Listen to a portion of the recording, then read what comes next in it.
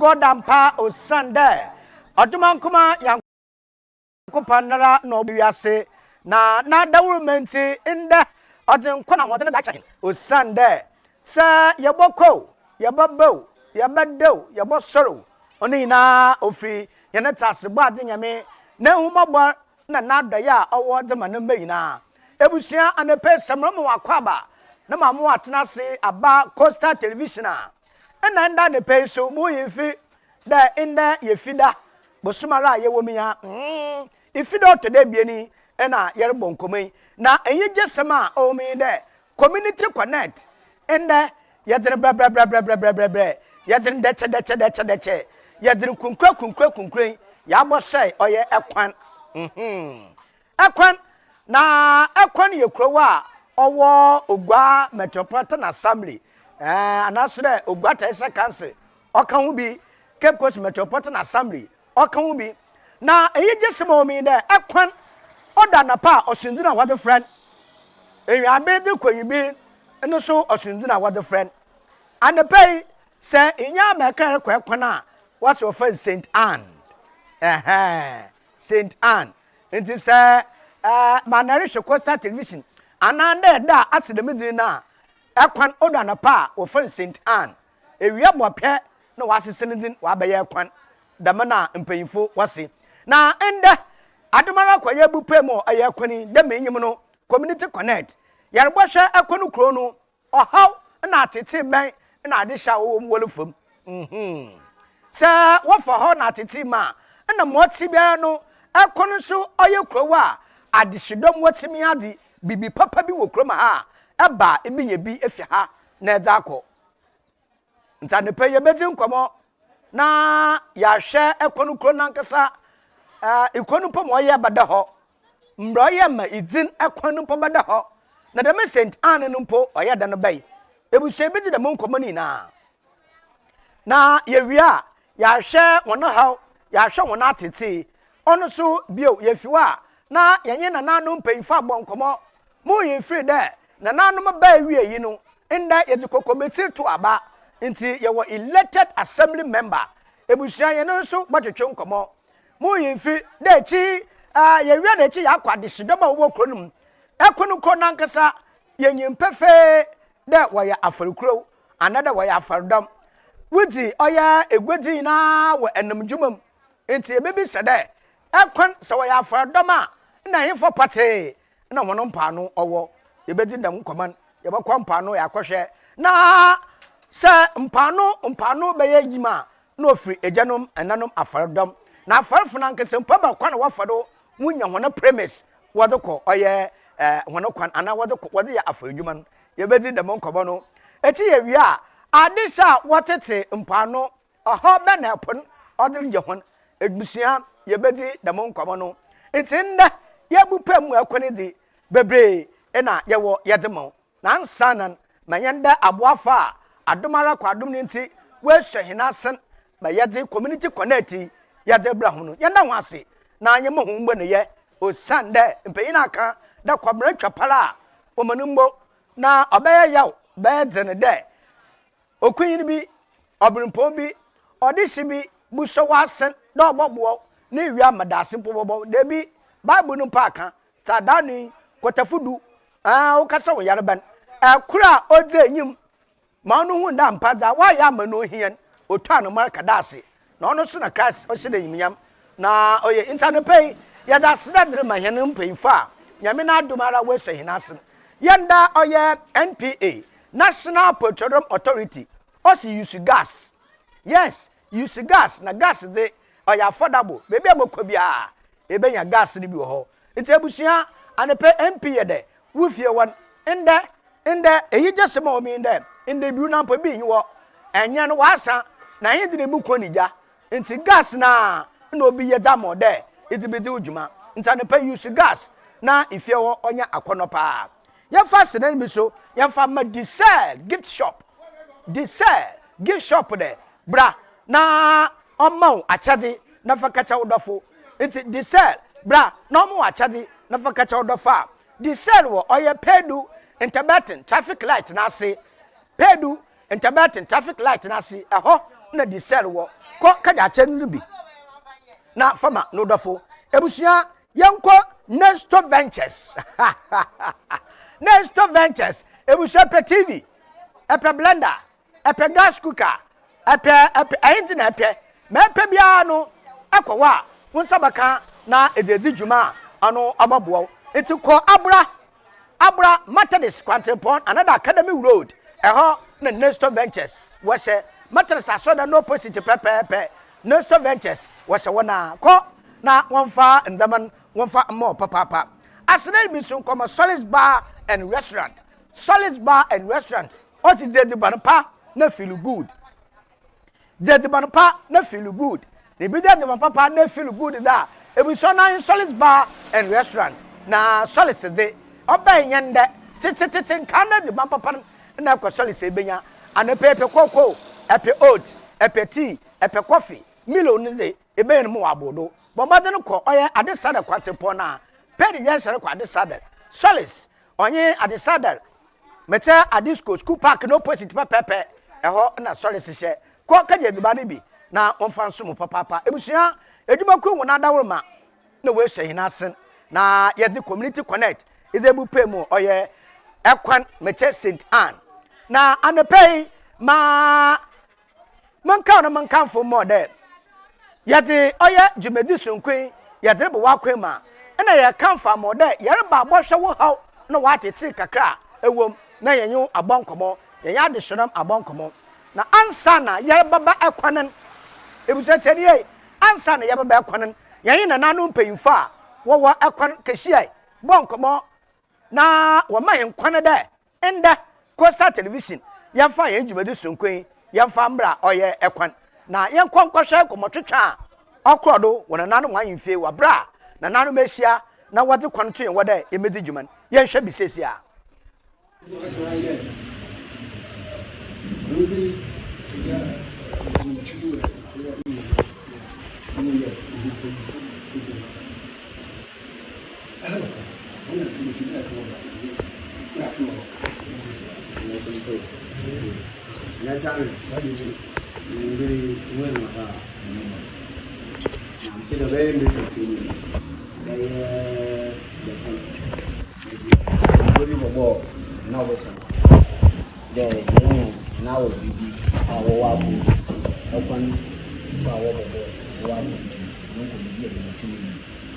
na yes and we are going to be able to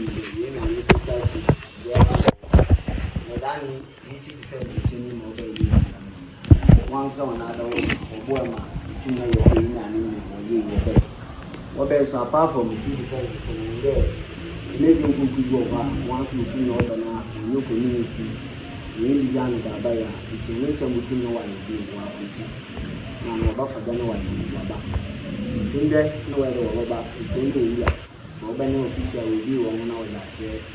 We are the man. No waiting. We my sister will be doing that. We say me now. Open arm. No more. No somebody. Maybe in one of now they will be answer that. To buy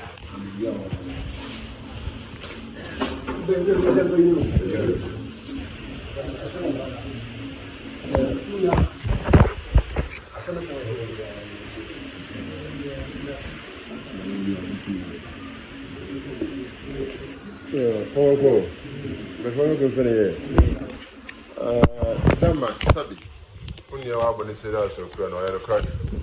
If you call such even a bed, may I first see? Obiara with it, and tell them I'm in power from now, or maybe I shall soon. Business will Marvin Abdallah. And I've been to your picture machine or other crack.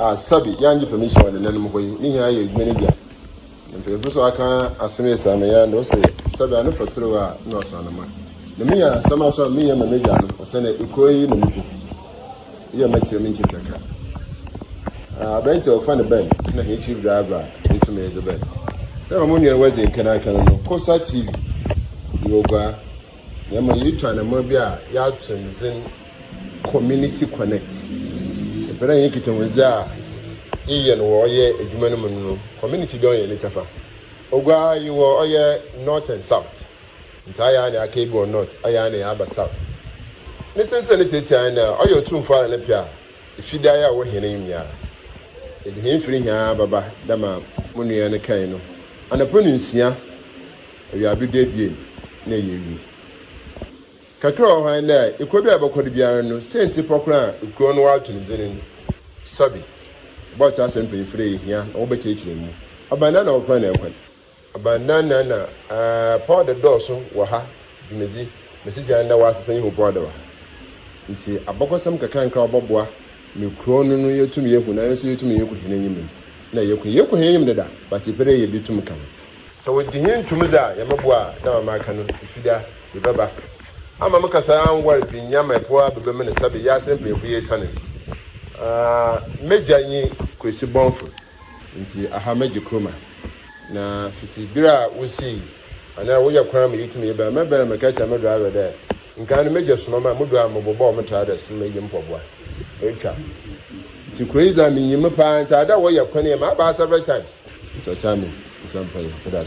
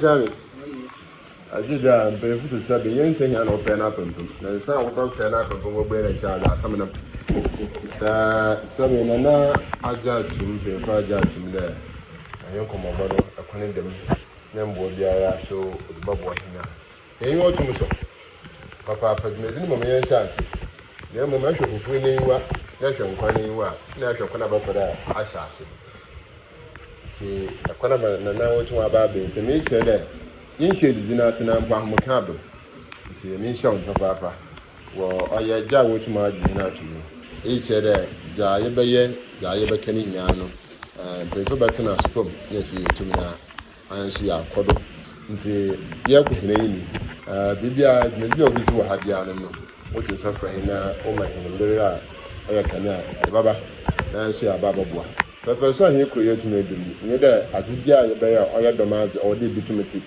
ni da just me property o da just ma doma o ma doma etum ati hinka na fi ye tum ya ku hina ndama akiti su sampa no onke etiripi sane nye bia na wo so kana wa na aba no na so tum yin ti daada nti e chere ya asesa ye tum ya ku nsuna mpo yin twa na mpo me shu hye mi na aya maba ha me bu de he ngotin ze ye ku hin mi so all your two far epia di de se pi baba se sa yin aye ha ko de tum de to me dasi se me sha mo so pi e ye da ma ama ma nsere bi mi no wa je su nsene se bi bia yin ho sha na na fere sa na tu ka se ko na baba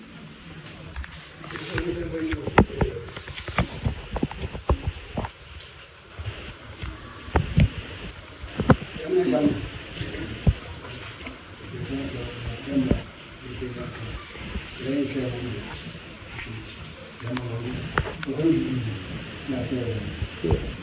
Okay. Let me try.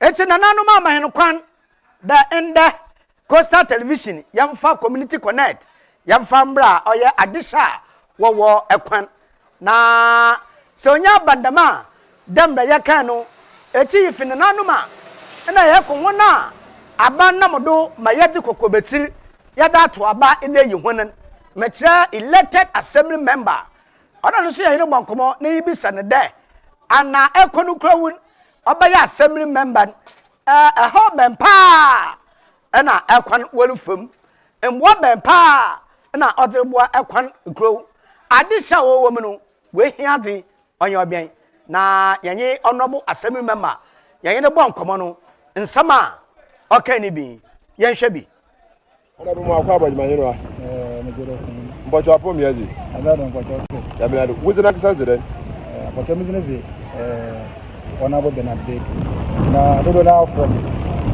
apesi dodo na modi ma wo aye kwanai apesi akoni wa two electoral areas ahefo na wo edu ujuma no ekwan etifi no etifi na nafu okay but I know etifi okay etifi electoral area etifi electoral areas a bed nti ne twa na mapede ebe assembly member edema woko mo wotu wa to abama mesampai na ni ka michia etefu ina na ahwefu ina sentira o ma mutwa na mba de mbegina ma wato mo da ba as assembly member onye de metena wa mo hunde ekwan yaka echiri wo nzeme pi obi ti de ebia mpuntudwuma ana de ebia health issues na oye sanitation odos bebe into no ma mutwa na mba de no ode meba na mbobwa na amanefo ona we bi se de abeta do mfidudu ahin na sisi atumezi wo ye gwono do na abatu so na etum na aye eda se go no mesampa fe me basa na do na me de 2023 na mesina ko ambe me de mfi ebien sum ebasa meben in fact na egimasamu ya zuma wepana ba kankana yan youth meben no mbo mazina menyi penfuzu nkomo often egimasua na azi egimasua nti ma no mbran wa bwe ne bebe ina makasi ye wo nyipa do kakra sesi a ntuna kade wo edwuma ma onchari bia ye adamafia open won edwuma ye insano edwuma azopam etiri ye na ahwe anyen insano edwuma today fresh yogurt meat pie no nyo no kanya ina muguduma isi a onchari bia titi no ye azopam na yitiri ye onchari bia obopono won okay all of you his security in can light ka oye hena bamba ho akwan oye his security to them open that say akwan the master me abobi oye my biggest headache papa because if you akwana first number day na security summon on shada on kwaye because people work me wo Mr. Watchdog ICFN volunteer no but one or two issues in some man in okay it's a matter of in fact na we some kodwa oye we some kodwa it's my bayin oye afia wetwem no mo na menye pen fish ma ye de e betu oye volunteer in fact you go do no is nezi but you go da machine ya atu living crampo yet win ye ko yemi bet e wi semi de ho akodo wa say hwa ha light semezi makada me electric yaji light semi shada onye issue onam anambo bia ye 20 light semi shada onye issue but e wi semezi security ye charge wa kra but e wi semi so ko So abaze na adiri ya obe osu akwan na fie tuma abo me de mewi so ma tuma rekodi etumi ya branas. Okay, that's instead of making a day. Why last year na etumi yeti what do volunteer. Me ask me this year into yan so an kan kakra you go. Yan hwe wo mesia wo ye ekwan. Ye wo na mebun mo fam kakra ma dos agobe school ko. Na school kan ka ho ababa. You me that's why a kind of friend. Okay, school for 6 years, I can't school and listen. I am a farmer on the same. Look at you. Oh, yeah, at the same. At the same of I don't for me so ma, them look at the volunteer. Oh, ma, first one, I'm not going to pay. And farmer one dental was over 9, 10, no, I'm okay. So, ma, it's a volunteer ma. My family is going to but this year, I'm there. Yet, so the margin. Wama, this is almost uncle there, may you can see. But in Kakra, I look because last year, everyone of Pococho, BC year, in fact, and on your crowd, and on your crowd. In some fact, oh, yeah, painful, oh, yeah, as I'm as looking to see. Wama, in fact, in Africa, we have been off of you to them. Each and a teachers know this one as there. Obey Yama, Abia, Bama, this hour. It's almost in Kaka, Uncle Yezi, but see. Yes, and yen be said there. Young sanitation is see what your crew have. I'll call him another symptom. I can say, here, or walk from her. On Shada. Men can there open it. For this year, say what here, community beer or the container, another dustbin. What you going to do? The ball of them say, if you're going to go to see, last week, I got the ball of them, but the play. Obviously, in there, all of them. My own course, but the woman said, oh, yeah, issue between Zoom Lion and Assembly. Ma issue happen now. I resolve it. Container baba. Nemo. Oh, younger says to me, phone. To me, phone one. You can open it, sir. The big name. Sir, forgot him. But your barrel. I will hope. President. I had Yabo there. Only a young way. Yabo there. Saving come, sir. So be ya, but not there. Yaba clear. That to them now. There's our so you try and say I claim the margin on problem. I can't over to make you really pay. The margin is or just for us open now. If you are no pure water, no way to come. If you are no pure water, if like biscuits with her, to come. He says, let's be good. The margin in our wish.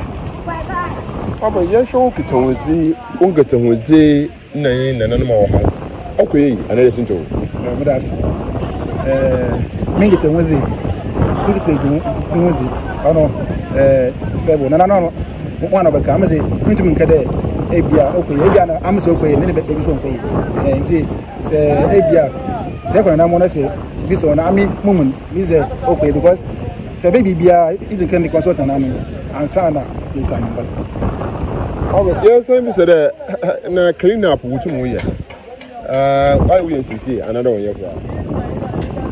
I see because His Excellency and the money, I'm about I mean, the Pasha there, or Yabushim could be easy.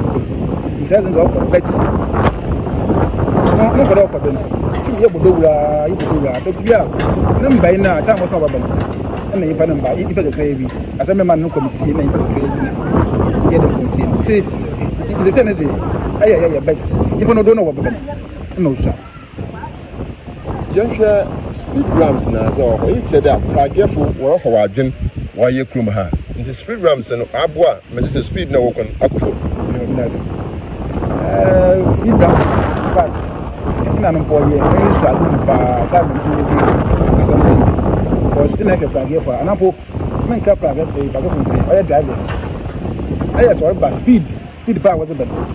So, like, me with the no say yeah speed lamps now tomorrow say me assembly can say you go to say my sister babe jame but we were easy go da where you mean say when I mean muslim in the our palm speeding akufu alright yan share aya o community aha baka your old community car ntum nko bia abiem aba na mare tumi tu da menzam na butu ya ni another to say ya na ma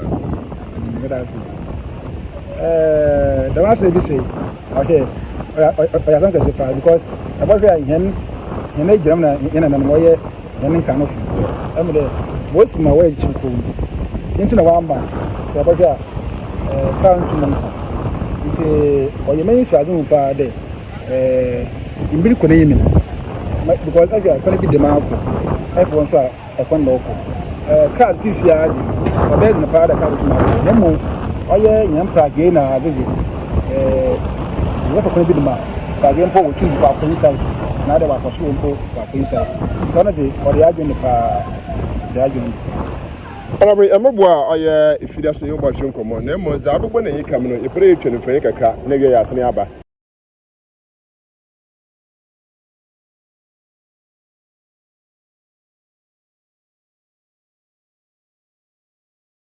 bushafo nti dem yanyim no oye assembly member Ura Bernard ono ena yanyine bonkoman na ehwe nsama oda tugwa za wadeni na nedin no kire kwan haw papa waha na yehwe ansa na ibu pay efi ekwan anada ibu wura ekwan ankasa mu no na nsamdo meche bridge kaso wa adofo no wo bre papa ansana waba oye ikronum nyame na domara waye nsamdo na amhon na ebusia ekon nsamdo no do na hwifia ogu bakanum orepima akwapunum a ibibi sede wona na odi damudwuma otedam na community connect yenye assembly member bonkoman okada misem ya so papa do yenhwe no so ma oten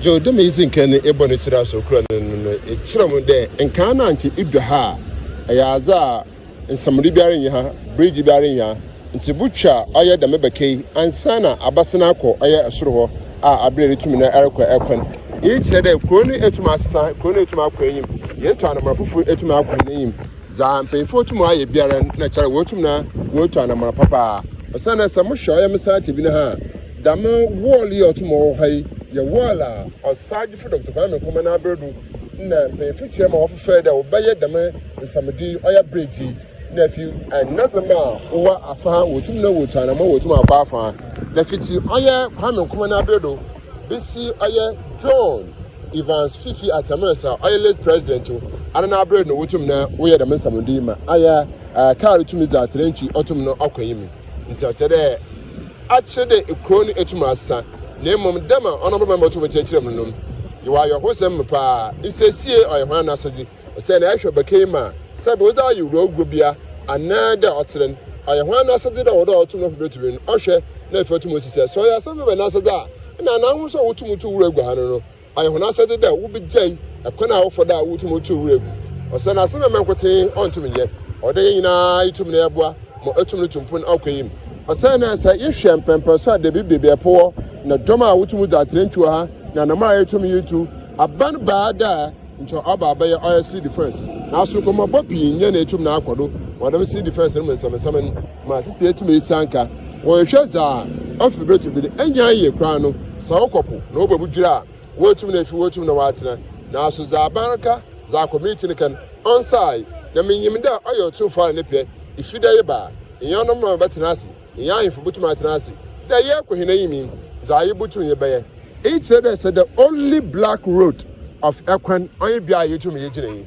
Bia you are oya sabi. Oya bia oya black road. When you talk about black road, you ka oya Ekwan kotala. Wotum na wegu aboa ma nazema wotum na wuti oya atrenchi na wotum okayim.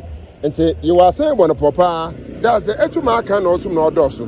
O say na etu wonwo hwo oya kro na za wotum awosoro no. Ekwan pa butum ya afa bia etumi giren etumi da kokron inside on possible on time see dey butum na etumi to the man man kurampo moto all for her mayem tentodo akọ community no mu no nya adza obutu na obado na so odan yin na ebo mazi na fie tumi bua awopina na fi so aye na obeye ya ebo mazi na fie tumi to anamara akoyi bezin kama aka chew de ekwan na first no di oya powder wotumu ye no hapa na so anamara wotumu wuti ye hu ne da menzo ne nyina etum na asa akọ na yim kra o che de epokọ anamotu ne sisi aka ekwaneman yehwa mebuna wokrom haddos na so yana mutu woye krom hani na zanna zama wotu ka woye mebuna inde ipe ejuma yi ha edibie bia wosinso nsunu ha na nsunu ha na wa ekwan zabi mutu chema inde kokontwere ya ahoro wono no ama Ghana pipeline water the likelihood obutum na wenya bi otamba nti ama sabi mbia ahoro wa wota use nsunu owde bia aya atese papa na so emegbo afide yeba ibi be sese nte pokwen akwan pipeline water nya ana na otum tere honorable member I change some the way to oyebo ho ahoro a otum ho atum za tere ntwi na fi otum na obwa na so ni nyinara osokro nu another pinye na otum akechiri za yetum ye anoma yetum yetu awutum ayi wa from de no so butum ayi wa from de nti wo yisum de emegbo afida yebeka nsa ebizin koma afon oyekwanekro na yetum akohinayim Ebusanata ansa na yababa ekwan indefida ne be da okrodo ohwen na yanko ineyim kakra wa oye center focus nim yewia na yabetine fom na yedi nkomo yerekọ hineyim a Cape Coast Metropolitan Assembly CCMA ekwan shase no wode hihye bi ato akondo de adomdoma mfia wotwa oda hineyim susupundua wa yen de impuntudwuma kasa kasa beye enum bia oda wada da tetenka no mpeyine baye na so da medum dwubede oteremi anu yeyi na akwa yeyi no tochen enda bokọ na membe yeyi na ateto apansam nti udesu won yede de obobo foto na waye ho kasa kire mankofa tsase de za mpeyin de je no ode yeye ne yeye a na yeye ne ye da man na nkasa ye no amanchirima so woba webu na mpa tete na nanum na nanka nso no da wobaye yi ye na nanum so be no awon so abaye wan famde edwa hin so ye ndo obi no da hin so ye ni de je nchirimba enti wakoboda mo foto no wo oye nkran na dwumedi na ase no igwanyi ba mapa na nabru batra ono na oda oye Cape Coast abonto ebuso do afsen ono na oda no mechesi wo na odine sem tugwa na oche kwana warfado no waboda mo foto impo adisada wotu tasan ko foro moboa megwa nu puntu na ne kanko onye adwuma no na nabata ne nsem oken ibi explore the tremendous opportunities that exist within the historic city of Ogwa and across Ghana. Cape Coast is not only a city of history and culture. It's a city of immense promise. For centuries, it served as the gateway between Ghana and the wider world. Today, we gather to build a new chapter in that long tradition.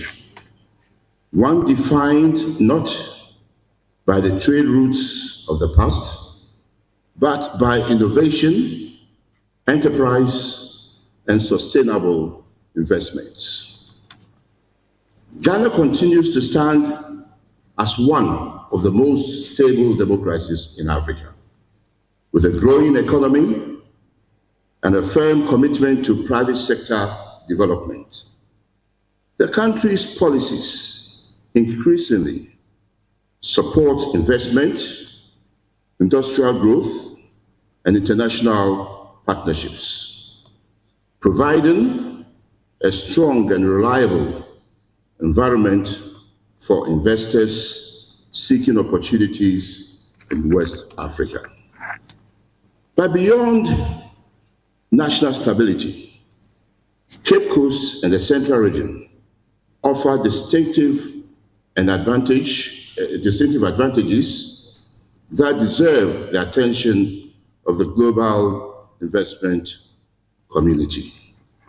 First, the region enjoys a strategic geographic position along Ghana's coastline, linking it naturally to both domestic and international markets. This coastal advantage creates opportunities in tourism, logistics, fisheries, maritime services, and coastal development. Second, Cape Coast is one of Ghana's most important centers of education and intellectual heritage. Coincidentally, this year marks a very significant milestone in Ghana's educational history. Infantipim School, the first second cycle school established in Ghana in 1876, will be celebrating its 150th anniversary. But before I'm chewed and accused of being biased, highlighting the school, let me also acknowledge the other equally prestigious institutions that have helped make Cape Coast one of the great educational centers of Ghana. These include Wesley Girls High School, Holy Child, Nana Atudazi, your Adesada has been mentioned.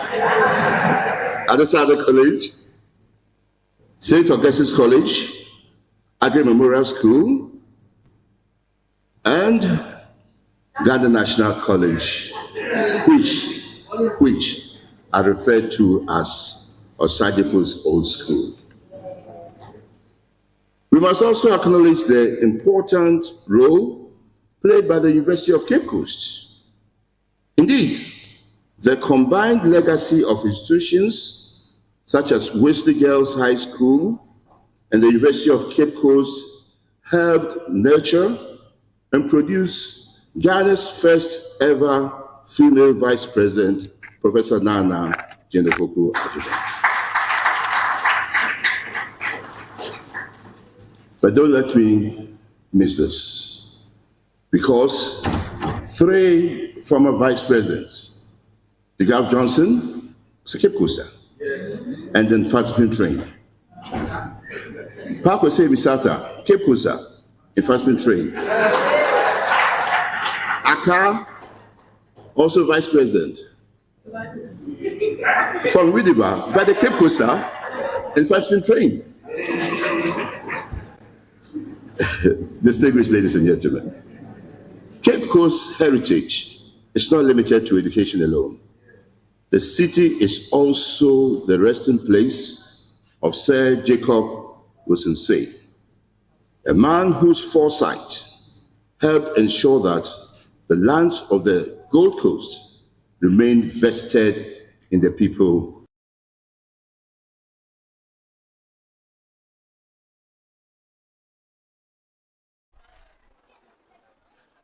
Eti Nana Brubatra, ono kase wieyin, na sam ne tenten ne tofubo manye de. Ono tensafre adesidoma. Impo se wonfi gwai na yemeye wona dom, mo benya suyenhun anadusua wo gwai me school bi tire Mfantepem, Adesada College, St. Augustine's, Ghana National, na de okeka woni nyina no, wonka woni nchi na umaye bi papa mfambo gwai. Na ato dazi Nanchan Canon or a chief of staff, Zema or a former president, Jerry John Lawrence. Igweba, no to Tefra Bayimbo de. Yashadana Kasa, or Igueno, Brassa, or the Yabusia for Casa, Nebusia for one Makwan, na one year Unquan Quay, Madame was says more bayad than full fair, Numpo Abanade with Chema. You'll be seeing when you fa, Nebusians when you fasten there, Ubuda Negu. Ana obotwa meda na ebu we kumnyimpa nana atodaze no so ne sama oken yenhwebi yeba igwe bota na oti nti ode obodu mbere bi a yebotu ebi se yon de amade na yebotu mi aye ma ya jan kron nen abɔfo sɛ urban renewal abɛtintim bi wɔ hɔ de atumi adwam yɛkɔ akyi ade yɛbɛyɛ ma nnipa no wɔ wɔ guan wobɛhu dɛ wɔn brɛ no wɔasesa ɔyɛ dɛm a yɛsi da no kɔ mpuntu no ɔbɛba no na mfidu na yɛsan na yɛte nkuro pii gya wɔ hɔ a deliberately wɔyɛ wɔn adwene dɛ wɔbɛyɛ urban renewal ebi wɔ hɔ a nkuro no ɛdan mpo sisi mu nyimpo ntumi tiram manka baabi ɔwɔ sɛ de na ebu wegu fam nsu atɔ na ɛde na ebu wegu nyimpa yɛte ya wɔ guan abɛde ne yɛyɛ adan na osisi hɔ no ɔyɛ japadze adan na osisi hɔ no ɔyɛ sika ɛwɔ asase a na ɛwɔ sika mbibo wɔ abɛsi no kɔ papaapa British ambassador bi yɛkɔ afɛhyɛ yi dɛ sɛ waa ɔka asɛm bi wanyɛ mo dɛ nso mo kɔɛ na mo dwɔn ɛwɔ sɛ pɛpɛ asɛm nso ɔkee gyanse wɔ mu ɔsɛ yɛn adan na ɔsisi hɔ no mɛka America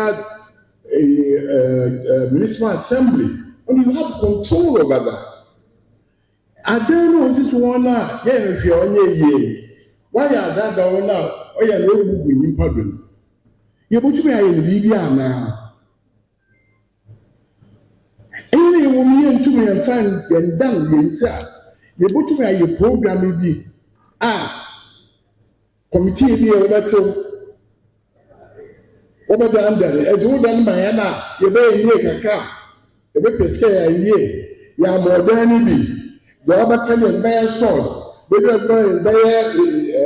friend ahohoɔ a ɔbɛba no ɔbɛdi dɛm a asɛm mɛka bɛyɛ 1984 asɛm o ɛti abusua na wɔwɔ hɔ bodan na ɔsi hɔ a ɔrebubu assembly akɔbɔ bɔbusa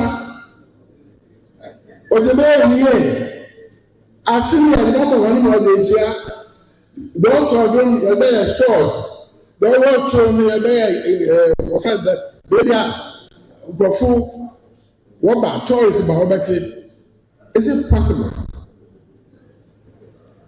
ɛyɛ nsɛm no a ɔde yɛdwendwen ho na yɛyɛ dɛm na yɛyɛ na school na adeɛ a yɛyɛ ɔno ɔyɛ ɔde yɛ na America dɛ wɔn yɛn dwen nkɔ akyi kakra so because assembly is the highest political and administrative body in the district. And so one other origin, young puntu. If you are triple, is it possible? It would be now a Busiam or a man, then by a genuine it can make a difference. And a Busian business guy. Me, I could be out with you. No, MP word that. There be more kind there. Don't answer. And then Germany bank or Germany you busia bank. If you a busia you kuku ntubwa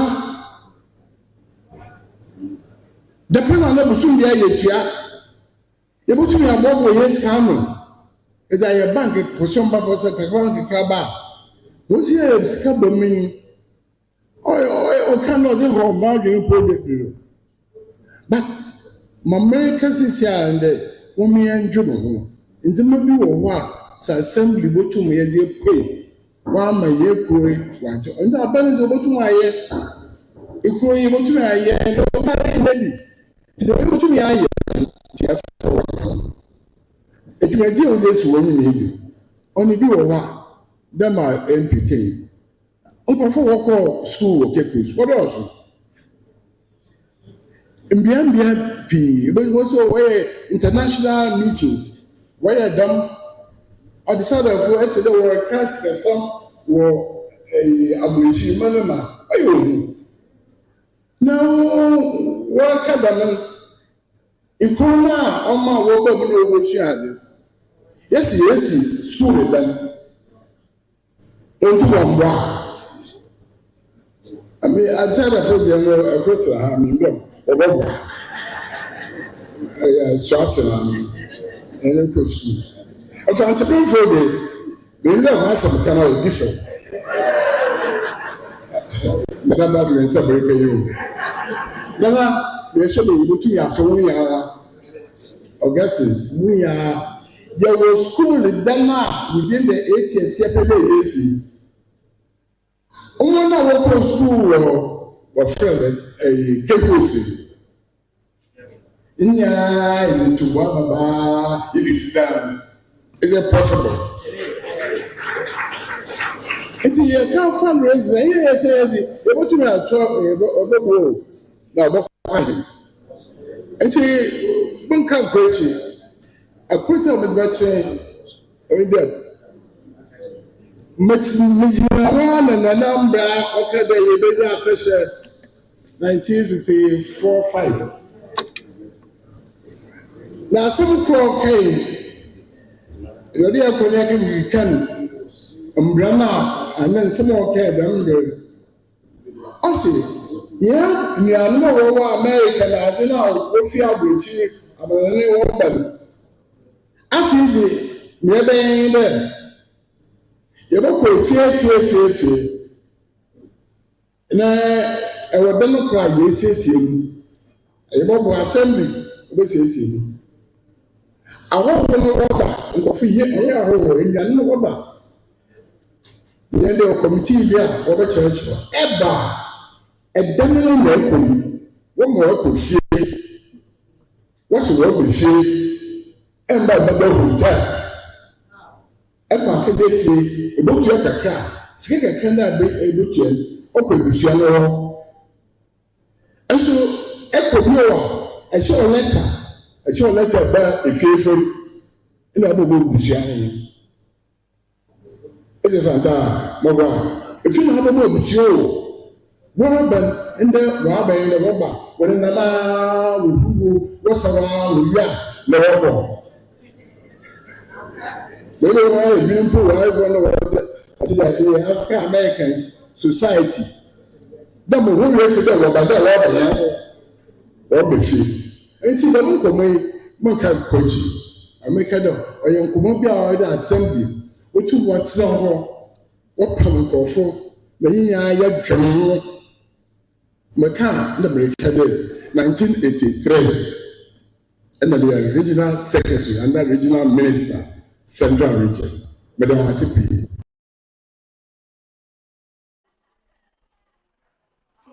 It's a Nana Ato Dazi, and County Chief of Staff. No so Nenuma Sama Odutugwa, 8-year development plan, no fundraising, and a forum awkward one can. Na Osaba, my doctor Quesato today, Binugwa Mahin, no dench or name him Katiechi, on number binti, or 2 name for him, Nana Quesagin, don't quay, no for name him Katiechi, Nan Sama, Nana Quesagin, original Saba Mana name, Odutugano. Yenshebi. When you put in Ghana, about food women wear puts in Ghana. And this will be the Kade, the way Yenishia, Yawandama. Experiential or can on the Yashas. Now, you be here, Yenua, Oya, MC, Norman 9 will pay. No more, now a tourism consultant. On bear free bone. Omogwa ni anji chirigai dintu ya sha afupa nsan na bebrere ye na osan de won fan to 20 bebrere na awanyim yesre ewe ye tourism ambassadors ya nwa na what to dey nyina nde what's one fambra amfi wo mu na nanu ma wota abakwasam na amambe echi wo ye wo kwa nsam fada Yeah, addition. It is here to deny young to the addition. If people now, or Shenika, or Shatralas know the flatter, Yama, the best friend, the way we find the can there. One bra, I in fee, near Bayan wife. Yan give you will be ara. The brain war have been be there. I in fee or you. You Sundays and paying for a walk or Una now, Musman and now. It's one bra, no more, ya obey a fair. Ya turn Ghana, that's it, I'm on it. The Kanda man, a son, Trede, or that MC as the way to why should be your to them. Young to baby, I do be a 8-year development plan. A banner for 4 years. Now MC 8 years. Now ambition also papa. You go to Maya or your hair, it's a way now, Bacassan, you are them, you are you. You're very vociferous. Young you, young kind answer, saying Cotton Abacasana, on count, Lecana, on found himself. And together, the Brilliant warhead, or of could do far, one way. Here, you move a true first. Here near Yabra for the Mrs. The so years old in Goya, no you men Senegal. The Candama, but that's the be. Now, one when you cheer, ye be dead. Obia by ya, ye be caca, no your first farmer that with us.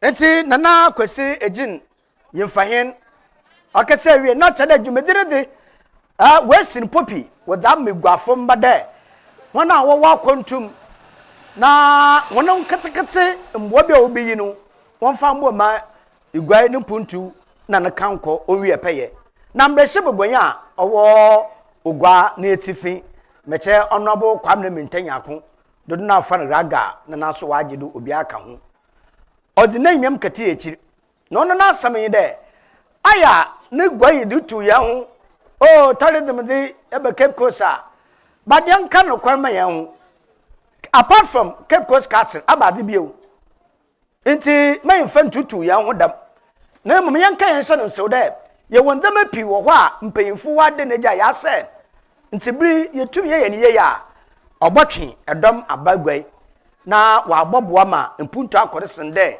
idi tu ya hu o igwade nsehwe de Ghana de kan igwai kakum na shapak onsi gwai Elmina Castle onsi gwai nti gwafo brasa dana nanu pemfu de ne jai bitse de Jacob sinse na bosan obia ne yeyera fo hu onobu raga ne smoken yenhwe bi dem a chairperson ken woni me be bi ogwai ne mo mitu PNC bia o de mo ye PNC school circle the whole Ghana, you're one of the best schools ever for your second cycle institutions now. Ever investments right now, we are ready in Ghana and Africa. That is the University of Cape Coast. So what else can we do beyond that? You know, I was even seeing as our program. In Temana, now I was thinking beyond as a worker. Your hospital that we are only upgrading to the next level. Beyond that level, now I think we go to Nyaye. We moved at a library, a professor at a Mills library. It's already in existence. So we are only improving it. What can we do beyond that particular edifice so that people can capture into the 8-year development plan? In your we are only trying to improve them. About innovative, can we do beyond in your money overseas here? If you say Nama also or young people here in revenue operation avenues. The kind in how many factories do we have? When we are making money, property rates are in a and so that means now Cape Coast. To make sure that your revenue mobilizes avenues also we are utilizing it so that we can bring in more revenue to develop Cape Coast. Yes, tourism. I mean, we are Cape Coast here, hub of tourism. I always disagree. I disagree because Cape Coast, apart from Cape Coast Castle, we don't have anything. Let's be very honest. Apart from Cape Coast Castle, that's it. Kakum is not in Cape Coast. Elmina Castle is not in Cape Coast. Apart from other few hotels, that's it. Cape Coast Castles, they are the hub of tourism. That means we have to be intentional in making sure that we're bringing more things up. Cape Coast via the hub of tourism. I'm also very happy to see that sports is being developed in Cape Coast. CCA used youngsters joining Ocean Dwarfs and then the Benmos Vipers. Let's go beyond and see how there's other coaches also can come in to join. This is an 8-year development, so that vision should go beyond what we currently have and be able to get more for ourselves. Health, I'm there. When we want to convert some of them into health centers or regional centers, which I believe is also good. The main pivotal issue concerning Cape Coast is jobs. Jobs for the youth. So let's also refine our thinking. If I'm be able to create jobs, or your youth. I know that within this 8-year development plan, and as I'm also talking to somebody, they will start a charcoal factory. Government factory was Robert. I was talking to Dr. Taylor, we're also going to do a shoe factory. Okay, cool, Gary factory is coming up, and coconut factory. So if these can happen within the next 8 years, I think they can all create very good jobs.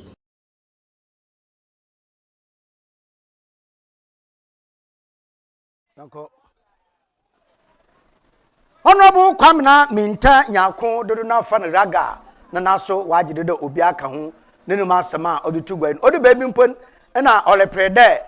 Watch the 8-year development plan, and a Castle Cape Coast South. New Grassy, you were south, they were north. I then Tafu. It's in Tafa, a monk couldn't ninja. Project Akasaka Senior, or south, in Tonabon Nasaman there. When you be, now found Konoff, Mahon so, Winya, or your 8-year development planning. Munya numu chafa ebusia wo dwumeti national kesaso na nkano abatu komisa a inde yabaka ogba fetu afese planning committee chairperson madam Charlotte say odine miambati echi national saman de igwadi odehe na ya komado enti onye edwumaku akasa akase bakani na worbafa na wedi dwuma bakano abaye bebia nsrehwe na kasepa oboshe ma mi Charlotte se no nsema okan ye hwebi. But it is time that we move beyond what we have and use what we have to get to where we want to be. We did an exercise 2 years ago compiling all the historical monuments in Cape Coast and all the historical fests that have happened in Cape Coast. I think there were about 60 plus monuments and events. So yes, we have a lot in Cape Coast. We have natural resources, we have the ocean, we have the lagoon, we have many monuments. Any single one of those would have transformed the economy of a nation. Yet Cape Coast has all this. We have 2 universities in Cape Coast. We have numerous outstanding educational institutions. And the thing about those institutions is they create an eternal bond between those who attended those schools and the city of Cape Coast. So it also gives us the ability to attract significant human capital to help us develop Cape Coast. So we have natural resources, we have monuments, we have human capital. Why are we where we are? What we do not have up until this time is the political and the will to move ourselves forward. By launching a plan, an 8-year development plan, our mayor has taken a major chunk of the problem and attacked it head on. And the Bible says that you should write the vision and make it plain so that all may run with it. Today, we are going to see the vision. And after that, it is now our collective duty to run with it. Let us put aside the divisions and the pettiness. I don't even know why political division should be an issue, because, of course, we do not expect everybody from Cape Coast to come from one political party. If we do that, then we're denying ourselves the benefits of all the political parties. We must belong everywhere. We must belong everywhere. And we must be respected everywhere. And the only way we're going to be respected everywhere is by supporting each other everywhere. So the vision we're going to launch today, the plan, belongs to us. My plea is that we own it, that we take on the burden of running with this vision, that we do not leave it to the mayor or to a few, but we recognize that we have a duty to posterity to do better. We cannot remain the city where we have large historical figures and we're nothing today. We owe it to the generations coming to use the history that has been left to us, to use the resources that have been given to us to run with this development plan and create a city that we can all be truly proud of, and a city that will give opportunities to the generations to come. Thank you.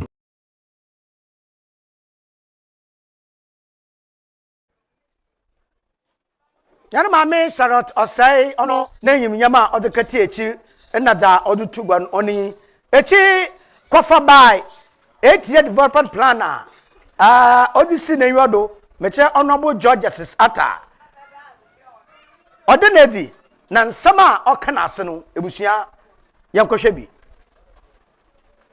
I am honored to share our vision for Cape Coast growth and development. As we strive to accelerate development and improve living standard, it's vital we strengthen our local public finance systems. The city of Cape Coast served as the first capital of the Gold Coast from 1663 to 1877. Making it a significant city in Ghana's history and a citadel of tourism. The city of Cape Coast, being a key only in the Gold Coast, played a central role on the establishment of Aborigines Rights Protection Society, ARPS, and the society's work had a lasting impact on the city's history and Ghana's struggle for independence. The Aborigines Rights Protection Society had a significant connection to Cape Coast, as it was founded in Cape Coast in 1897. The society's founding members including prominent figures like John Mason Saba, Jacob Osense, J.E. Cassidy Hayford, and Kobina Sechi. Our plan is built on the principles of inclusivity, sustainability, and prosperity for all.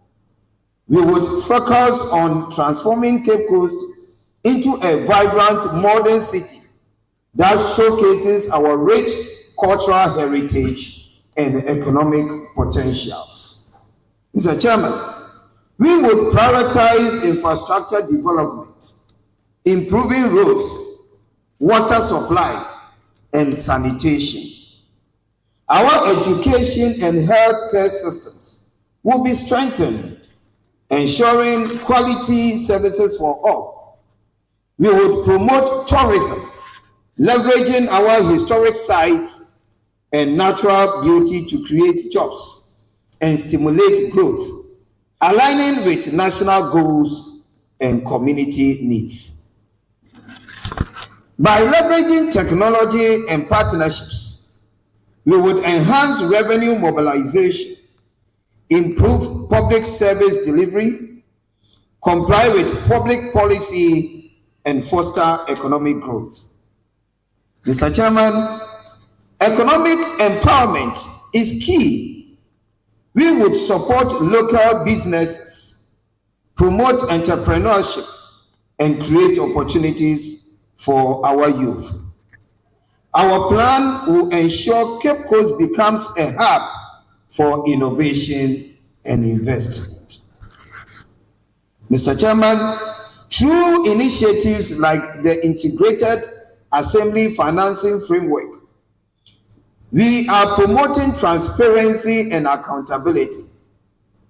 We would engage communities, strengthen coordination between local and central government, and ensure development funding produces meaningful outcomes.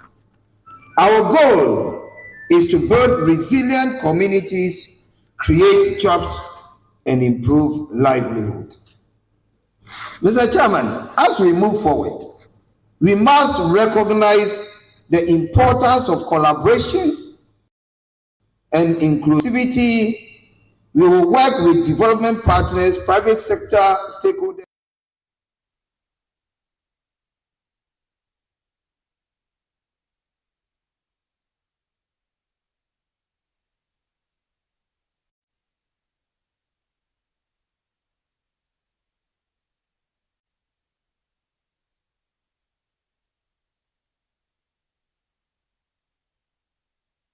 Sir, and the mabis is name, Mugway, a funny tampe fra, honorable judges ata, ne, and fair watching, see one, and then inside, and you do aduna, or this name you do, honor, wakadinezi, what in canon.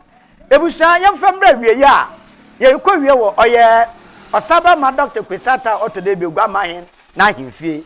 Aha, and then no ma who in just a bit mem, on nam, and cano, don't cook, okrodo ma hena na nkanso no kupe manje sabuchi no wasan wechi da wolaba na wolaba de wasan abatena oman ganam anade wolba de wolba fie na wolba fie a na no odo wa ya mande na mambre na wodo som ahoho wotun ne di de wo ye guafo ana wo ye ganafo ana mpa wo ye bibifo eyinti de mennuano no bi ebupe mu o ye osaba ma Dr. Kwisato today be ogwa ma hin na himfie na yankwohwe medinto na osaba mansama okay no yehwe bi. What I saw here, it's all the gentlemen who were dancing. None of the ladies danced. Am I right? Yeah. So the ladies are staying for maybe 24 days to learn how to dance before they come to you at Ohio. Are we agreed?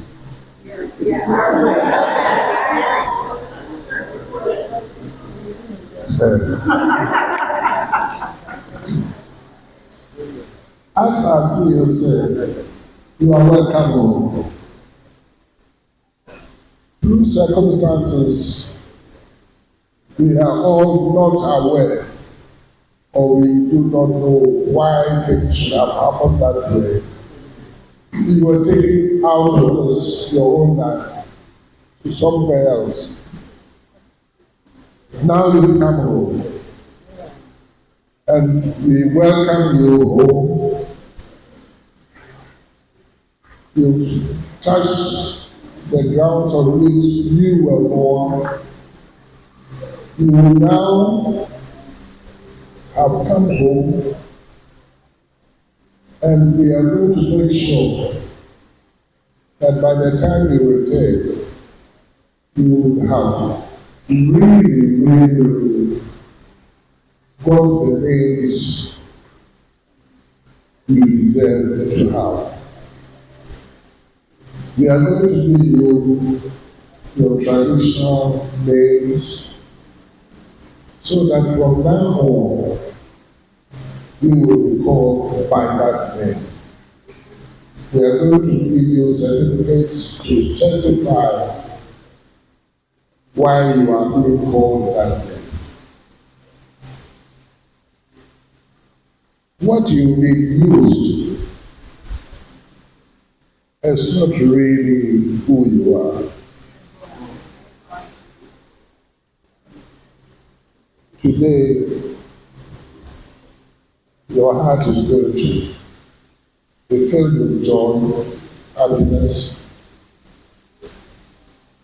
because your souls have found where they belong. But this is maybe one day affair. What this visit is all about is for us to interact, know ourselves. When you go back, you tell your kid and kid, your children, what you've come here to see, and we take it from there. This interaction will help us know ourselves better.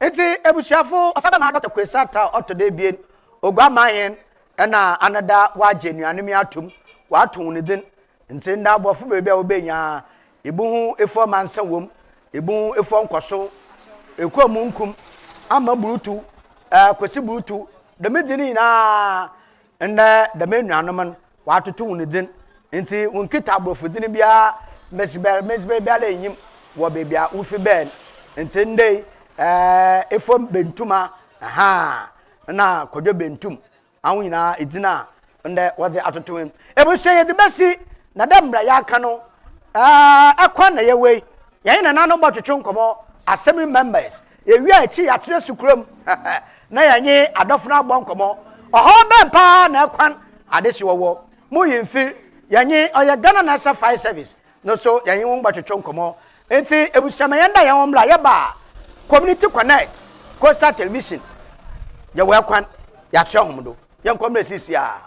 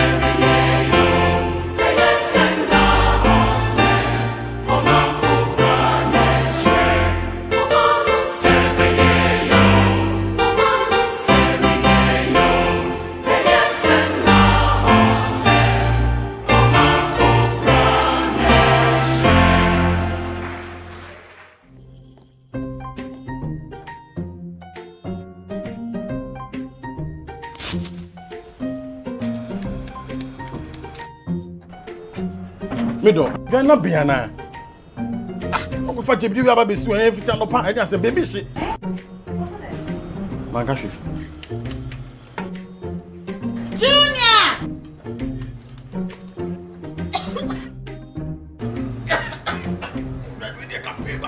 I'm saying so now for maybe the no. Sister Coast pa. It's only gas. I'm using the why. Why?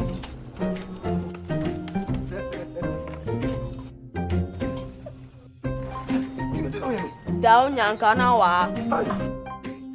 Ah, Sister Coast. Use gas. Gas ye fast, ye easy, ye convenient.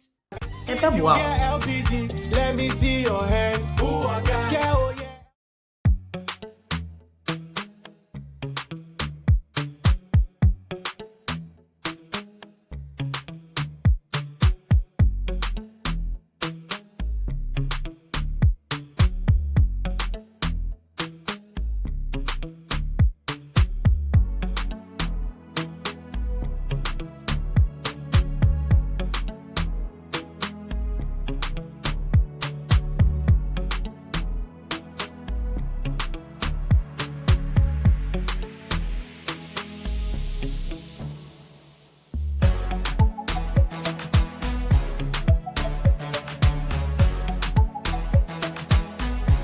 We sell gift shop, a place you can rely on. You call on us and we will deliver. Thank you.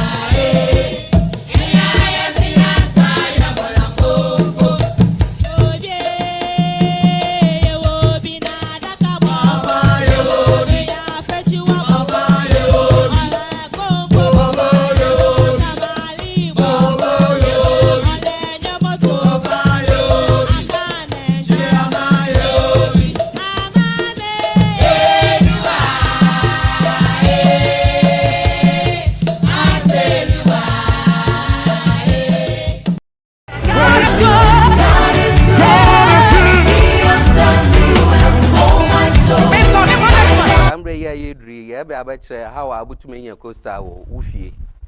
And ask the office, and ask baby will be a.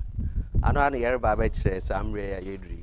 First of all, it get off flash screen TV on Yedin, it get out decoder on Yedin.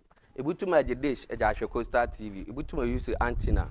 Antenna now be using a way, able to my Joshua Coaster TV, which is free to air. Say, you put to me use to dish so a Joshua Coaster TV. First, you better antenna nedeno. You better dinka ya call. If you are whole nim TV, it's the best way in there. You better call auto tuning. Auto tuning, about call menu. Echo menu. First, I don't obey auto tuning. Na that to I do to her. Now press OK. I press OK. TV be or damn no baba. Or sweet TV be na ne brand. But since you are near me, use your nasco. It's no. You call auto tune na press OK. Damn no be or a tune setup. No answer I press OK. Sorry. No answer I press OK. Until I press OK now. I press OK now.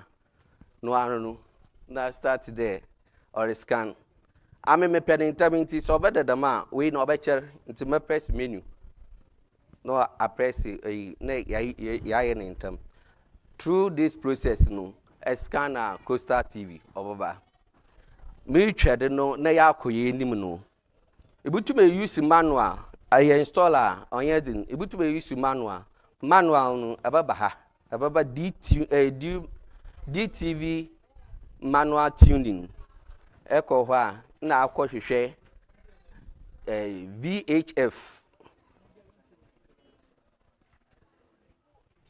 About I call VHF. Now I got to frequency, which is 514. Bunde this thing quality no overshoot. You know shoot pe bunde quality no down I say no overshoot pe na press OK. Or scan more be your Coastal TV. ite nuanum na adofo kakra motu maide ma kire o hwani ebutum use dish ajaye but dish no onye ready that is why oma ye jonu ba wo ye bo ho ye baba do another time.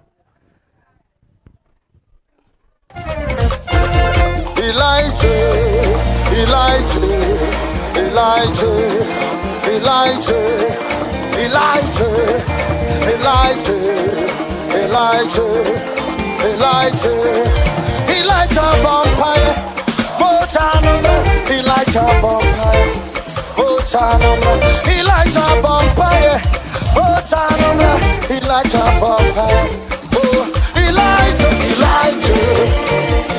And also the office, and also baby will be I know an air by some rare yedri. First of all, ikita flash screen TV on yedin, ikita decoder on yedin. Ibutuma the dish a Joshua Costa TV, Ibutuma use antenna. Antenna now be using a way, able to Joshua Costa TV, which is free to air. Say, Yakada, Ibutuma use dish so a Joshua Costa TV. First, ye betre antenna ne de no. Ye bo dinka ya akọ. Ebi wo ho onim TV. Ti the best way in there, ye boko auto tuning. Auto tuning no, aboko menu. Eko menu a first ade oboba auto tuning. Na ja to. Ajo to ho na press okay. A press okay a TV bi wo ho da me na obaba. Oso TV bi na ne brand. Ba sisi ya na me use ye na school. Nti no you call auto tune na you press okay. Ndam no be or your tune setup. No answer I press okay. Sorry. No answer I press okay. Until I press okay na. I press okay na. No anu. Na start there or scan. I me pending time so better the man we no better until me press menu. No I press na ya in term. Through this process, no, a scanner Costa TV or Baba. Me tread no, na ya koye nim no. Ibutu me use manual, I installer on yedin. Ibutu me use manual no, ababa DTV manual tuning. Eko wa na akọ hwehwe VHF. Abako akọ hwehwe VHF na akoto free